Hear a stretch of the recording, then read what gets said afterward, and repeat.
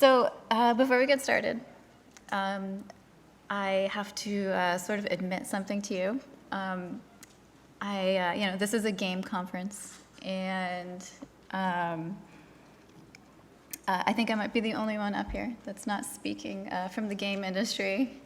So I was a hardcore gamer, though, at one point.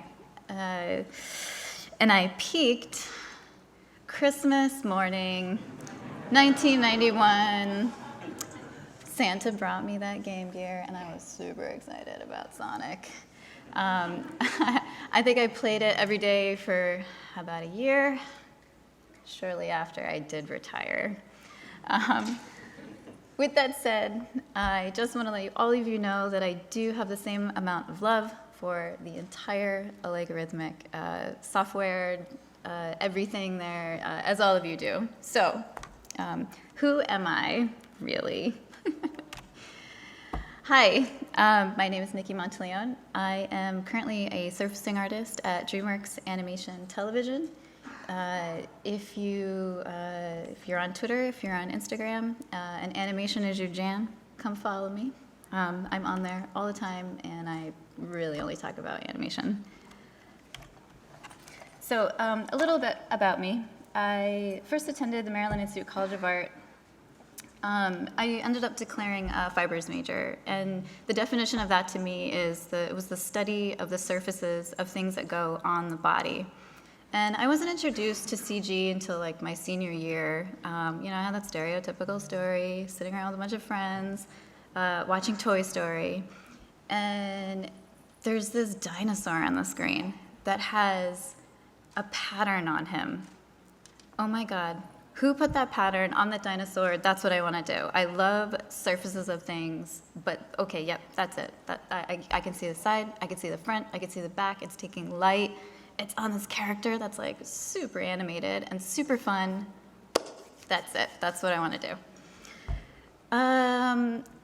Any sort of CG integration into my fibers major at that time was sort of discouraged, and so I graduated, and I did a bunch of like odd and ends things, like art department PA. I was a gallery assistant. I made my way into prints and patterns. I was a senior graphic designer and like some, super high-end professional New York City, like, okay, yeah, no.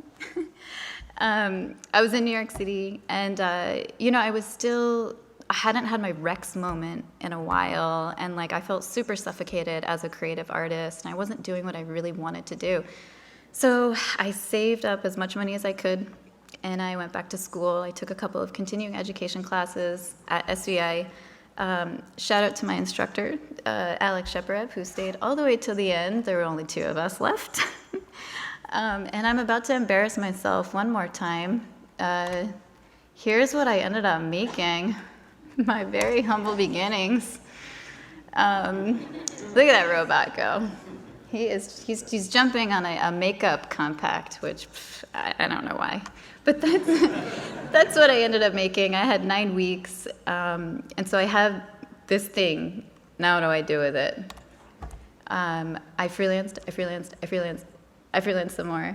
I finally found a company in Connecticut that would take me in as an intern. I had the most amazing mentor there, Jay Garrison. He taught me everything that I know. He made me a true generalist at that studio. My husband ended up getting a job in Portland, Oregon, and so we moved out there, and I was able to sneak in somehow at the commercial division of Leica. At Leica, I was introduced to Substance Painter, and I had my Rex moment at Leica. I opened up Substance Painter, I put, some whatever creature I was making at the time, and oh my God, here's this creature that I can see my pattern on this thing. There's light going around it. I can mess with it like on like I can paint the spec at the same time as I'm painting the diffuse, and I don't have to worry about like, oh, a black and white map, and oh, I think like 90% of gray is this glossy or whatever it is. I'm actually doing it in the viewport. And so it was like, okay, yep, this is my program. This is what I want. I'm gonna start using Substance Painter for everything. So I just made personal work a priority because it was fun again. Here are 3 of my personal pieces that I ended up making, I think in the last year or so, that I'm going to talk about after. So here we go.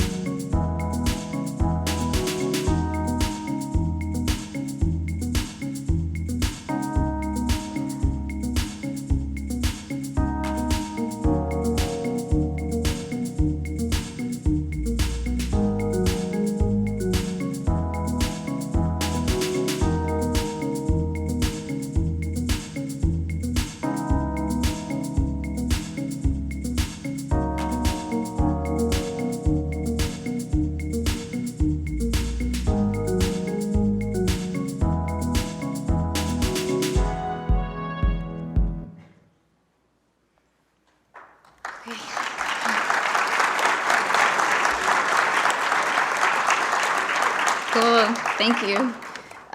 So just a quick shout out, the last 2, the Wizards Living Room and the Greenie Genie were both all female collaborations, and I'm super excited about that part. Yeah, yes, yes, yes. Nita Tarasova is the modeler of the genie. Allie White did the beautiful illustration. Jane Wang modeled Julia Blattman's Austin Howell's Moving Castle inspired Wizards Living Room. So check those ladies out. They're in the industry and they are super talented, and I am super humbled to have been able to work with them on those 2 projects. So let's get started. What do you need first to start a project? You need reference, and you need real world reference. And yeah, you might think, oh, I know what gold looks like. I'm just gonna put a gold thing on here. No, go find yourself some reference. Take pictures outside. Go find your, Google's free. Take as many pictures as you can. Find as much reference as you can. It's going to be super helpful in the end. I'm one of those people who I think I probably have over like 10,000 photos on my phone, and maybe like 1 or 5 are selfies, but most of them are fire hydrants and sidewalks and just like grungy stuff. And that's actually my second account at I Love Texture, because I love texture. And so, I started this account just so that I could document everything that I see in the real world. And yeah, even if you're texturing some like ugly sci-fi ogre, there's going to be stuff about that asset that's going to need real world reference. So yes. Next, Substance Share. I have been using Substance Share for a really long time, and shout out to, sorry if I'm butchering your name, I really did try to find out, Chris Narty. His skin shader, I use it all the time. It's super easy to use. It's all driven by the mesh maps that you already have to bake when you open up a project. There's like some curvatures and some procedural skin pores. It's really awesome. Substance Source is a really, really awesome resource for me. And not only because there's all these free materials that you can download, but I can send this link to my art director. I can send the substance source link to my producer, to my coworkers. Hey, you said you wanted some wood, on this thing, and the design team is too busy. Maybe you could just put wood into substance source and tell me which type of wood you want. Give me a couple of the things that you're thinking of. Visual reference over words is always better with creatives anyway. Myself, I don't know about you guys, but I would always prefer to have an image over, just give me wood. Next, you've got your reference, you have your model, you have maybe some like UVs laid out. If you're lucky, the modeler gave you some. Textile density, as it says up there, are my two favorite words after shoes, chocolate, and cheese. True story. They are the most important part of my process. Procedurals rely heavily on textile density if you're going to be painting in Painter. And yes, I know there's triplaners, but you can't use those all the time. And I'm basically doing my job so that Painter can help me do my job when it's doing its job. That makes sense. So what do I mean by textile density? Here's the genie, and her body was spread over 3 Udem patches. And I want to make sure that from her toe to her knee to her elbow to everything on her body, I want, when you're looking in the viewport, I want every single checkerboard pattern to be exactly the same. So if you're gonna put a procedural pore shader on there, you don't have to go in and duplicate it, put a mask on it, kind of match it a little bit. That's too much guesswork, and it is super easy to get textile density. I prefer Maya's UV toolkit only because I have a copy of Maya and it is free for me to use. I know there are plenty of other UV things, software out there, and you can use what you want to use. So anyway, in Maya's UV toolkit, you have to navigate to the transform tool, or transform tab, sorry. And all the way down at the bottom where it says textile density, all you have to do is grab all your shells. So basically grabbing all the shells of the body, you hit get, and you hit set. Voila, you have textile density on whatever shells you have selected. So just one last example. I knew that I wanted to put this bull leather on all of the books in the wizard's living room. So I basically, and thank you to the modeler for only making like 3 or 4 of those books so that I could transfer the UVs. But I knew that I wanted to go in and like hand paint. Maybe I wanted to put some art on one cover, and I wanted to hand paint the spines of all of the books, so nothing is overlapped. So all I had to do here, once I had my UVs, all I had to do was hit get, hit set, and now I have UVs. And then I did also hit the layout button, which I think is all the way down at the bottom, to pack them in. And I could put that bull leather on there, and it was perfectly fine. It looked fine with one layer. So now, okay, we have reference, we have our model, you have perfect textile density. Now let's actually lay out the UVs. It is efficient in Substance Painter to group like materials inside of the same texture sets for a few reasons. One, it keeps the scene tidy. We all have coworkers, and they might need to go into your file at some point. If you've got skin in one texture set and you have fabric in the other texture set, it's going to be super easy for them to go in and like make a little update for you, or whoever has to make that update. So it's just a clean way of working. 2, it saves on memory to have less textures in a texture set. So say you have skin in one Udem patch, you have skin in another Udem patch, a texture set. Same thing. And then you have clothes also in those texture sets. You're going to have to either instantiate your layers over, or you're going to have to copy paste them over. And it's just a lot of layers for things that you just don't need. So try to keep them, all your like materials in the same texture set. And lastly, for instance, on the genie, I knew that I had glassy eyes, and I wanted to be able to hit the render button in Iray to see what it looked like. You can go in on that texture set and say, hey, add opacity to this texture set so that I can say, these eyes have opacity, but I don't need to add opacity to the rest of her because that was the only spot on her that needed it. So just a couple of other UV layout tips. Orientation for the leaves.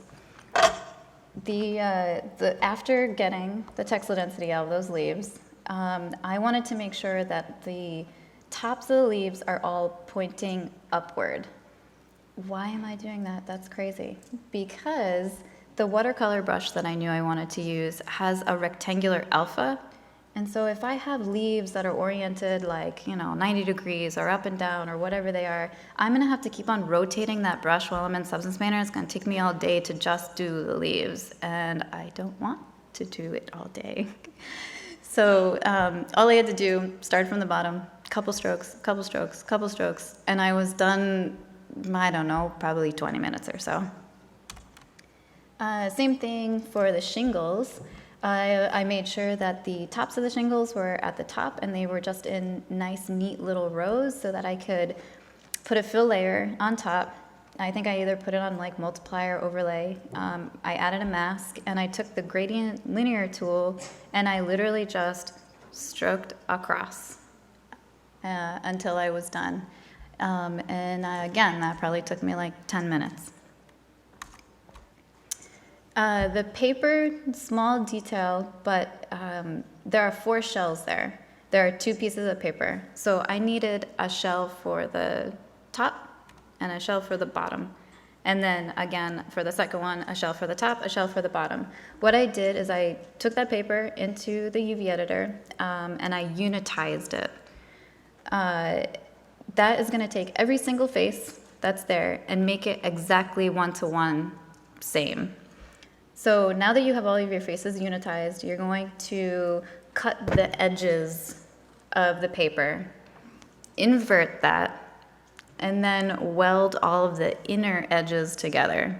So now you have these perfect laid out shells that you can go in right on. You can put a procedural pattern on there, and the procedural is not going to be all messed up because if you were to take that paper into the UV editor and unwrap it as is, it's going to look crazy. So this might be a little crazy, and I know it's, you don't have to do this in a pipeline, but for me, I like to UV. I like to make sure my scene is tidy. I like to know where things are.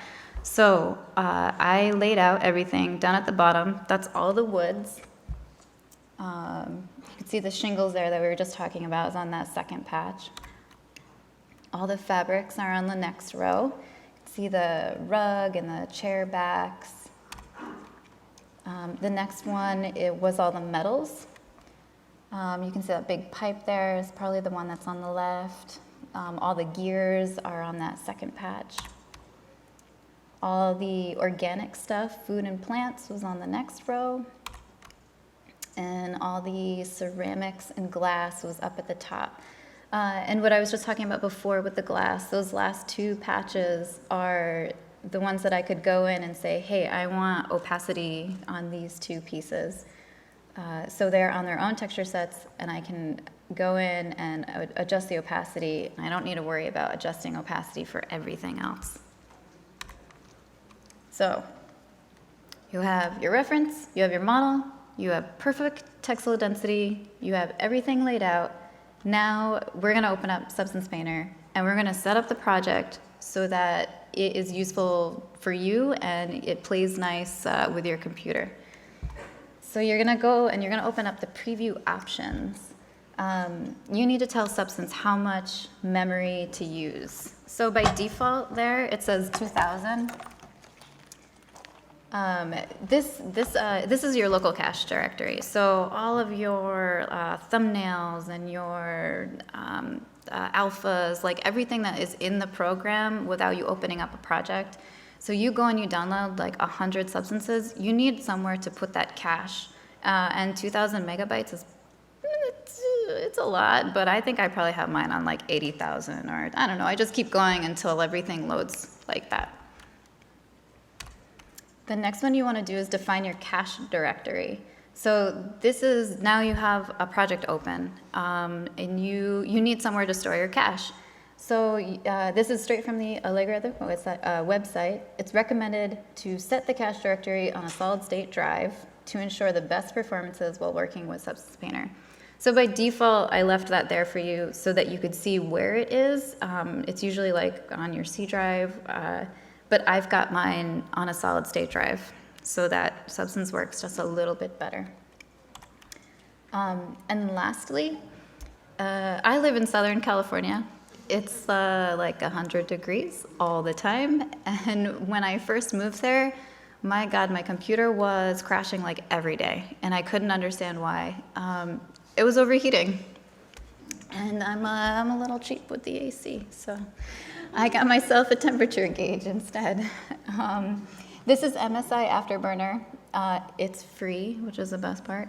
And there's a little icon there, a little setup button, and you can just go and tell it to work a little harder, to make your fans work a little bit harder so that Substance Painter will continue to work and your GPU will not overheat. So this is a really quick one, but I learned maybe the hard way a couple of times to not do this. If you've got 29 UDEMs, texture sets, like I did for the Wizard's Castle, I went in and I was like, oh, well, I have a pretty okay computer. I'm going to put everything on 4K to start with. Oh, yeah, see, you guys know. So when you say new project, that document resolution is by default on 1024. I put it down to 512. I'm like, I'm just gonna work on one texture set at a time. So I think maybe to the, like what that's good for, so you have one ginormous road and it's 29 UDEMs. You can sit and work on one patch and instantiate that patch to every other UDEM tile that you have there. Keep those tiles on 512, keep your one patch on 4K, and when you're ready to export, you can export everything at 4K. You don't ever even need to go up from 512 unless you really want to see them in the viewport. So next, we've got our model. We have UVs, we have everything laid out, we have ZBrush is there. We have Substance Painter open, and everything is gonna work for you perfectly, right, on the first time. So I'm gonna talk a little bit about baking. Normals information. So baking height information from a high-res mesh. You're going to export something, something like from ZBrush. Substance will bake these for free. There's no need to bring in high-density mesh to Substance Painter. So for my chameleon, I brought in the 37,000 face count into Substance Painter. And the chameleon that's on the right-hand side, that's a screen capture from ZBrush. That was 45 million polygons. That's not that much these days. So here are, after bringing in the high-res mesh, here are all of the maps that I was able to utilize and use some procedurals by using these different things as masks. So super easy, couple of quick tips while you're baking. Over on the left, adding high-res mesh. You're gonna click on that little, was it like a paper icon? You're gonna bring in your high-res mesh there. Make sure it says _high. And then make sure your low-res mesh says _low, and everything should work. If you, so with my chameleon, it was okay for me to have contact AO on the branch because I wasn't animating anything. But say I wanted to have him wave hi to the camera. I don't want contact AO on the branch. So you're gonna go to two separate places. You're gonna first go to thickness, where it says self-occlusion, and you're gonna say only same mesh name. And then the second place you're gonna go is ambient occlusion and only same mesh name. And do not forget, you are working on texture set 1001, probably by default. If you do not hit apply to all and you sit and you send off a bake, it is not going to apply to all, it's only going to apply to 1001. So don't forget to hit apply to all anytime you make a change, should you want it to apply to all. Yeah? Good? You guys are good? All right, just checking. Okay, let's see, fills versus layers. I talked to a lot of Substance Painter users, and some are like, oh, I only use layers, and some are like, oh, I only use paint layers, and man, why just not use both? There's a time and a place. So when is it a good time to use fills, and when is it a good time to use layers? There's no right or wrong answer. I mostly use fill layers, but there are definitely awesome times to use paint layers. Fill layers have more procedural options, while painting and projecting on a layer is pretty finite. But I did just watch an awesome tutorial that just went on the Allegorithmic website, like, I don't know, a week or two ago. If you paint, apparently this works, I haven't tried it myself, but if you paint an alpha, and you close the project and you come back to it later and I want to use a different alpha, you can just go and swap the alpha with the resources updater, which I think is pretty awesome. So it's no longer extremely finite. But yeah, watch that tutorial because it is really cool. And if anybody is not aware with the resources updater, a lot of things on, there's like a couple Substance Painters back, a lot of things needed to get updated, and you will actually see in parentheses outdated on your shaders and some like HDRs, some there's a couple of things. So all you have to do is open up the resource updater. It's like a little icon that's on the left-hand side by default, and hit update all, and it updates for you. So I'm just gonna run through really quick on the layers for the chameleon. This was the base mask, and I used the curvature mesh map that was baked out by default. I just made like a brown fill, put a mask over it, and made another fill and put the curvature in it, and this is what I get by default. I inverted it, blurred it a little bit so that it didn't look like super CG, and then I had to go in and do like a little bit of paint cleanup with some artifacting that was like left over inside some of the scales. So that's what that mask ends up looking like at the end of the day, with a couple of, it wasn't too bad, maybe like 45 minutes worth of work of just cleaning it up. Base fills. So I like to add what I like to call fixed fill layers. I've noticed over the last couple of years using Substance Painter and also having to hit the render button. I use Maya with Arnold. That if you've got any of your channels, like if you turn a channel off and you end up exporting out some of your maps and there's like some weird alphas in there or some transparency in there, your render is not going to look good. It's going to look incorrect. So just down at the bottom, I like to add a couple of like fix fill layers, and sometimes I don't use them, but fill layers are not really making my my project any bigger.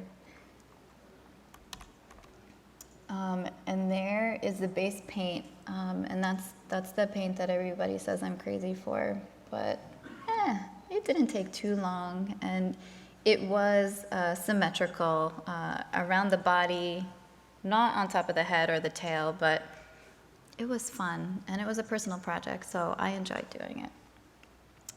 So this is a paint layer, and it's just got a HSL filter on it to make it a little bit more saturated because I love color. The gums was just a smart material that I made from the tongue. It's just driven by, I think, just a curvature map. There's probably a cloud bump in there, and I might have gone in with like a paint layer. I usually like to do a white on overlay and then a black on overlay, and maybe it's only ever on like 15 or 20%, but it's just like a highlight that makes it look a little bit nicer. And I also like the painterly feel of actually painting on it. I love procedurals too, but I love to also paint. And then here's everything, the details. I added just a little tiny bit of bump, which is procedural. I overlaid a lime color with one of the generator masks just to give it a little bit of dirt. And then there's the final output. And while I have this open, I'd like to talk to you a little bit about how I made the branch. Because I did not fully make that in Substance Painter. And my plans have been foiled a little bit from this morning and the whole Alchemist drop that apparently we are no longer using bitmap to material. But this is for my legacy users, and I don't know, I'll probably still use it too. So really quick, and I'm not going to go over this for very long because I know we're getting rid of it, but all I did was I found this tiled texture online, and you're going to do exactly what it says. Drop a bitmap here. And it's just a diffuse color photo that I found, so it's going to be my main input. So there it is on a square. I mean, there's, if you're not using metal rough, you can change it to spec glossy. You can change here, you can put tessellation on just like you can in Substance Designer. You can output your sizes here. There's up to 4K. My favorite spots though are literally there's a make it tile button. How cool is that? All right, so now it's tiled. You can play with the normals in here. There is a light cancellation slider. So if you've got diffuse in there, you can take that out. Or I'm sorry, if you have like a spec highlight, you can take that out. And then I do also like to come down and maybe like add some grunge, which, you know, in Alchemist, you're going to be able to do like all of this times 100, which I'm super excited about. But for now, here's what I've got. So say you are super happy with this. This is the output that you want. I have some saved out already just for time's sake. And I am going to just apply this to everybody's favorite character, Meet Matt. Yay, look at him, he's so cute. All right, so I've got these 5 that I need. I need the roughness, I need the normal, I need the metallic, height, and base color. Those are the 5 channels by default that are gonna come with your shader, metallic roughness shader. I'm gonna come say texture, texture, texture. I want it to only be in my meat mat. I don't want to add it to my shelf. Import.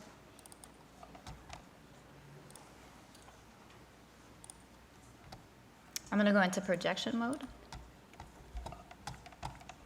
And I'm going to come up and I'm going to add,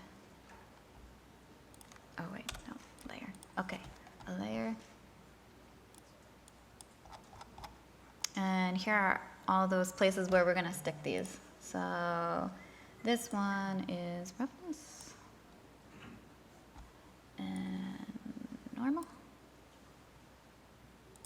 Come on.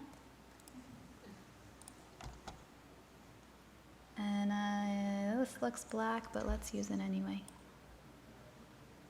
So we are mathematically correct. And height.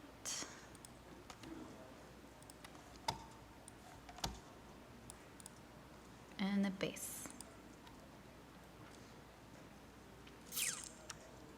There we go. Okay, so now we're ready. And you'll have to excuse me, I am not used to using a mouse. I'm just gonna come and project this over top.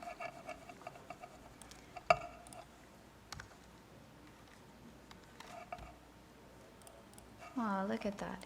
He has a bark head going. Say that's what I wanted. We can pretend. So then, I mean, all this stuff is still saved in here. Oh, you know, there's like a seam somewhere I can come in and just like paint out the seam if I want.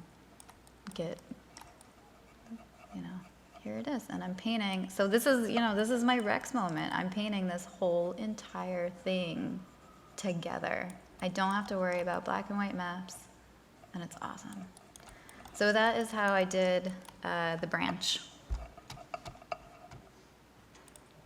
All right. So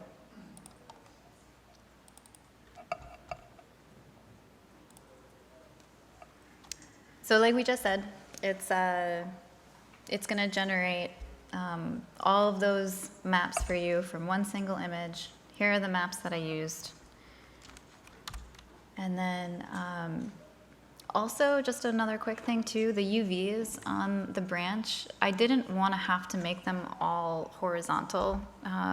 I wanted to get as much textile density out of that branch as I could. So one of the pieces of the branch is horizontal, and vertical, and a couple of the other ones are horizontal. And so that's another reason why I just like to projection paint that one. So last tip, skin and SSS. I've got a lot of older projects that I really just want to like open up and update. And now that Substance has SSS settings in it, how cool is that? You need to be able to tell Substance that this is skin and that I need to be able to add SSS to it. So there are 3 very easy steps. First, you want to update your shader. PBR Metal Rough with Alpha Test. If you go all the way down to the bottom, really easy, just click Enable. The next one is under Display Settings. You're going to activate Subsurface Scattering. Sample count by default is on 16. And last is you want to add a scatter channel under the texture set settings. So we're all used to like adding an opacity channel or adding whatever additional channel. It's just another channel, and it's called scattering. So under the layers, I added one fill layer and I turned everything else off except for scattering so that I could manipulate it by itself, because this was a project that I had already had, or I probably would have tried to introduce it into some of the layers and stuff that I had in there. So here's the genie. This is that skin that I was talking about in the very beginning from Chris Narchi that you can go and you can download. This is what it looks like by default. So just to run through a couple of the diffuse aspects of her. Here's the base, and for the most part, I added a couple of hand-painted things, but for the most part, this is that procedural shader that I downloaded for free.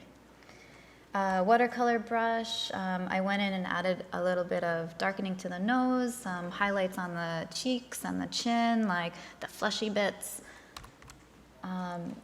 With the dots brush, I went in and just added like some hand-painted freckles on her face, and then I think I just used like the default brush to add some like, you know, little moles to the side of her cheek and the top of her head.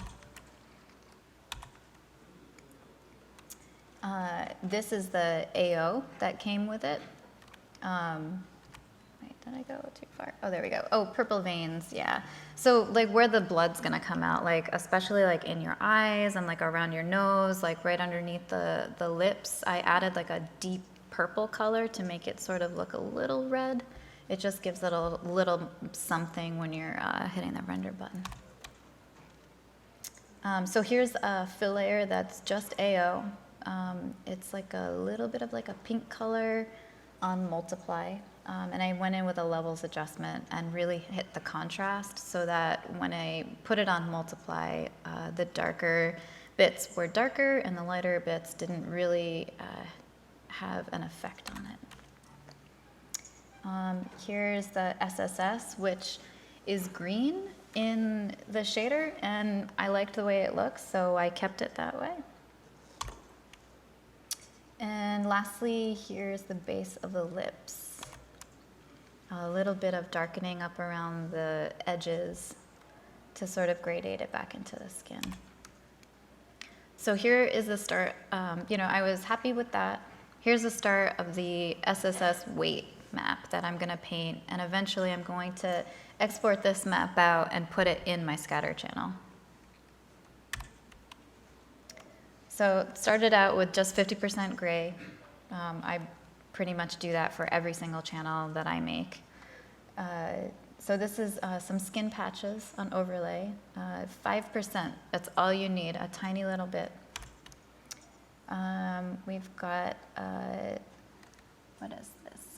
Like a darker overlay, so there's more SSS in the nose, there's more SSS coming from the chin, on the bridge, and especially up on the forehead.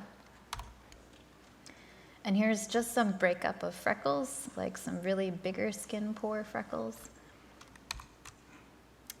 The base of the lips that I went and painted. I just hand painted some strokes really quick up and down, and then I put a directional blur on it so that it was like a nice transition from the top of the lips to the bottom of the lips. Here are all of the channels, the final channels at the end of the day: diffuse, the skin, normals, roughness, and metallic. And here's when I ended up exporting out my scatter channel and then bringing that back in and putting it in the scatter over on the right-hand side.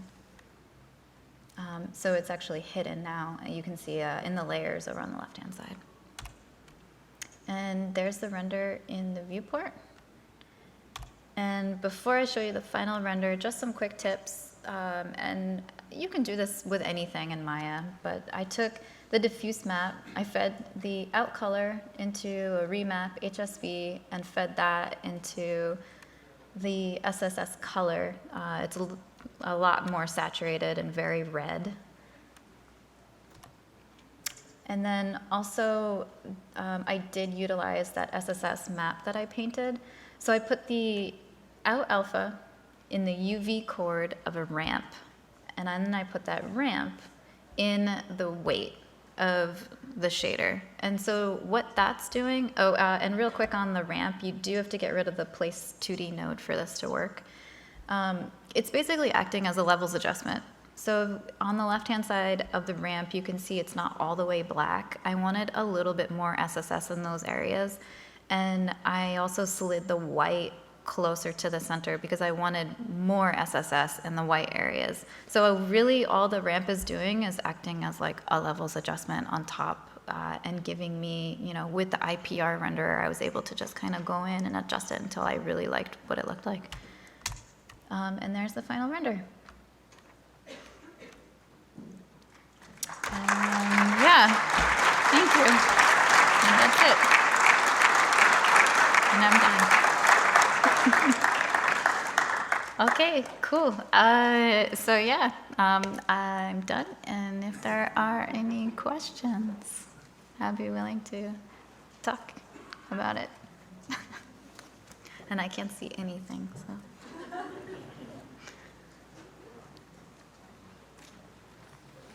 Hello. Awesome Hi. work. Thank you. wondering, you're a huge fan of textile density. How does overlapping, do you ever do any overlapping of UVs to save on textile density? I think it really depends on, like, if you need these two things to be exactly the same, you can overlap these UVs, then that's fine. But since I wanted to hand paint a lot of stuff and like give things, like I want her freckles to be here, but I don't also want them to be down here. I don't usually overlap things that are like organic like that. Right. Does that answer your question? Yeah, so my biggest thing that I saw was with the leaves. Like they Yeah. were all pretty much the same, maybe have like 5 or 6 variations, but like Yes. to have them all, like each individual leaf as its own separate UV. Yeah. Like No, we were- I know it's a little Okay. crazy. No, I totally agree with you that I was being crazy. And unfortunately, the way that they were modeled, the leaves were part of a stem, and then like the stem was part of a bigger stem, and so there wasn't like a leaf that was the same UVs as like another one. So it was gonna be a little bit more work on my part for UVing to overlap them like that. Let's just leave them. Okay. Cool. Thank you. Yeah. Hi there. Hi. Oh, that's loud. I was just wondering, how do you specifically work with displacement maps that are from ZBrush? I've worked like briefly with the height maps and trying to import that as a displacement map inside Maya, but I tend to just get like a general, like a procedural output rather than like specific sculpting stuff. How do you combine the two together, or do you do that? Are you asking, am I taking my displacement map into Painter, or, because I'm taking my displacement map into Arnold? Straight into Arnold from Yeah, ZBrush. straight into Okay. Arnold, putting that right into Arnold, and I think anything that is out alpha Yeah. from your maps is going to be set to raw. Okay. If you're using 2017, I think like update 3 with the new color management in Maya. So anything out alpha is set to raw, and anything that's out color is not. Displacement map is Yeah. supposed to be set to raw, and then I think like in the, what is that? It's like the second option down. Sorry, it's muscle memory. It's like you have to put it on -0.5. If you come find me later, I can show you. And, I just so- can't remember right now what So it's the called. height map export, you don't really use at all for displacement? Not from Substance Painter, no. I'm sure there's math to do that, and I know you can export 32-bit from Substance Painter, Yeah. but I don't generally use the displacements from Substance Painter. Okay, cool. Thank you. Yeah.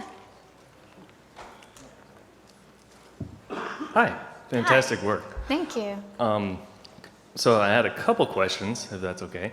One was feeding off of what one of the guys was talking about with the foliage. And is there a way to get it to where you can paint on one side of the leaf as opposed to the other side of the leaf, so that way they look different? Or is that dependent on the modeler to have two planes? You mean like paint through it? Like or whenever have you had the a whole- UVs? Yeah, the way you had the UVs all like pointed upward. Did you have it so that way you could paint on the top of the leaf as well as also the bottom? Oh yeah, they're all, the top and the bottom were all there separately. Oh, okay, so those Yeah. are like probably like two planes that were like Yes, so like stacked here's next the to one leaf, another. and then like here was the UVs. Gotcha. Yeah. Gotcha. Okay. Yeah.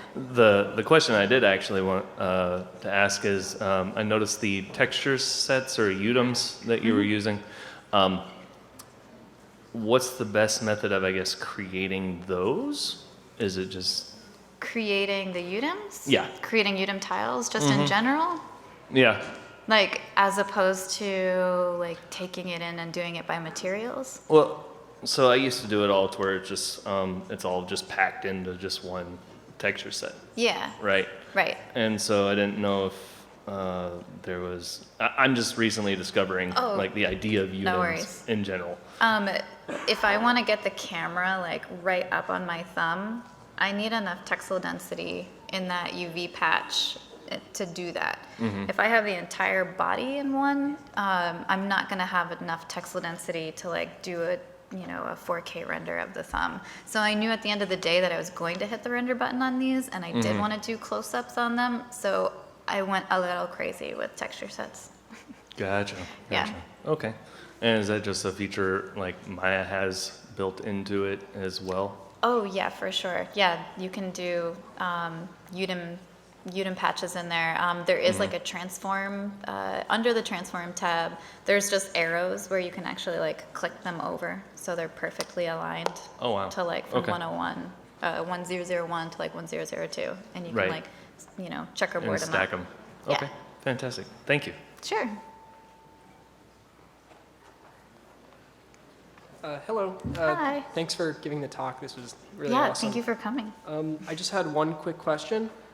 So there's one thing, I've been working in Painter for some time, and there's one thing that always kind of gives me trouble is when I'm using procedural smart masks. I wanted to, there are times where I want to be able to mask off a smart mask, and I've, like when I go into Poly Select and mask by UV or mask by Poly, like you can't do that with a smart mask. So I was wondering if you found any workarounds to mask off essentially smart masks. Anytime I'm making a mask on anything, I have like my fill layer, and then I'll put that fill layer into a group, and then I'll put a smart mask on that group, and then I'll put that group into another group, and then you can put another mask on top of that, and maybe add a paint layer, and then maybe do it that way. Okay, So yeah. layers, Okay. layers. Are you using like the paint layer and then the fill layer within that one main layer, or are you stacking layers just in general? And then, I think it really depends because I do instantiate a lot of things. So if I've got a fill layer and I have a smart mask on it and I want to instantiate that over, it kind of depends on what I'm doing. But if you instantiate the group, then you can't paint like specific masks on those things because they're all linked to something else. So if you put your smart mask on just the fill that's inside the group, then you should be fine. okay, great, And thank then, you. yeah, you can add an additional paint layer to your group in all of the texture sets and like paint them individually. Ah, okay. Yeah. Awesome, thank you so much. Cool, you're welcome. Okay, going once, going twice. All right, cool. Thanks, guys.